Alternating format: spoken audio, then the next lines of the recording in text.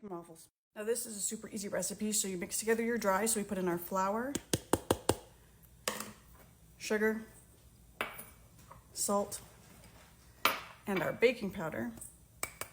And we're gonna mix that together, just like this. Perfect, I'm gonna set that aside. Then in this guy here, we're going to put in our milk here, our oil,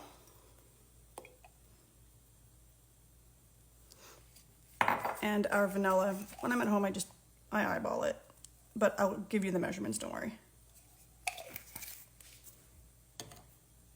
And then you just mix this one together like this. We're gonna set that guy aside. Now this is the part that most people don't do, okay? You're gonna take your bowl, we're gonna put our eggs in here. So we just go 1. Oh, also, when you're cracking your egg, don't crack it on the edge because that forces it to go into there and you can get shell in your egg. So if you crack it just against your countertop, it gives you your perfect little spot that you can put your thumb in and then open it up, no shell. So now I'm going to take this guy here. This is super old. It was probably like $5 back in the day. And we're going to whip this for about 2 minutes. And this will actually end up quadrupling in size. Just so you can see how much there is when we start. I'm not gonna put this on the whole time, but just so you can see when it starts, I usually put it on an angle like this and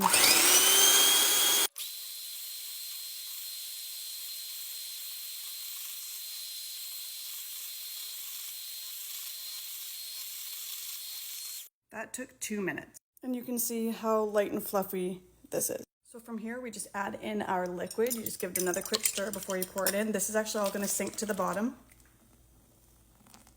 You can see, push it everything up to the top. And then we're going to pop this guy. This one's gonna go on top. That's our powder, our dry ingredients. There we go, like this. And then we can just take a wooden spoon and mix it together really gently like this, so that way it keeps those extra bubbles from when we whipped up our eggs. Now it doesn't have to be perfectly smooth, lumps are fine. You just want it to be that everything is mixed well and that you can't see any major difference between the 3 sections of ingredients. So that looks about right. You can see tons and tons of bubbles, which means you're going to get a really light and fluffy waffle. Also, you can use any milk that you want. I use just regular whole milk today. I've used buttermilk. It works great. It ends up just being a little bit thicker of a batter. I've also used 2%. I've used skim. And I believe you probably can use any type of non-dairy milk as well.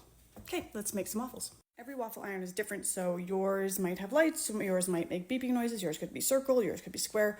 I'm using a square one because I like that you can reheat them in the toaster really easy. I'm just waiting for it to heat up. This beaten up baby is nice and hot. We're gonna open it up. I'm gonna get a quick spray down with just some avocado oil. And I'm gonna pour it straight into the center. And about that much. You can see there, about that much. And close it up, let it cook. If you're making the large Belgian waffles, this will make about 5, because it's usually about a cup for one of those. And this might make 3 of these big guys that'll have 4 waffles in each, but they're smaller waffles. But every machine's different. So this one is done. Did I pour it perfectly? No. Will it eat the same? Yes. Second one does not much better. And this one, it's better, but not the best. But there you go. And here are your measurements so you can screenshot it. Take that screenshot. Okay, cool. And then here's a nice close look at how fluffy they are when they are done. Okay, love you, bye.